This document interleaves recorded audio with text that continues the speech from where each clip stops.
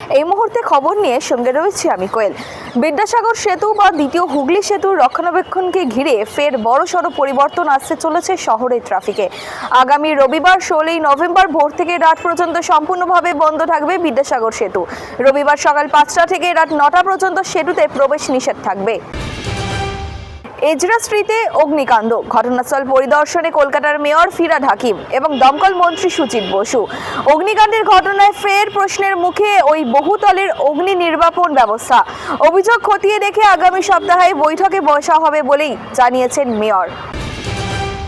বিহারে এনডিএ জোট জয় পাওয়ার পর থেকেই দিকে দিকে বিজেপির বিজয় মিছিল বেরোচ্ছে পশ্চিমবঙ্গ জুড়ে। কিন্তু বিজেপির অভিযোগ, এই বিজয় মিছিলে হামলা চালাচ্ছে তৃণমূল। বিজেপি কর্মী সমর্থকদের আক্রান্ত হতে হচ্ছে। শনিবার সকালে এই প্রসঙ্গে মুখ খোলেন বিজেপি নেতা দিলীপ ঘোষ। এবার মুখ খুললেন বিজেপি নেত্রী তথা অভিনেত্রী লকেট চট্টোপাধ্যায়। সল্টলেকের বিজেপি সদর দফতরে তিনি বলেন যে বিহারে এত সংখ্যক ভোটে জয় হয়েছে বিজেপির, আর তা দেখে ভয় পাচ্ছে তৃণমূল সরকার। এরকমই অন্যান্য নিউজ আপডেট পেতে হলে অবশ্যই চোখ রাখবেন ওঙ্কার বাংলা ডিজিটালে।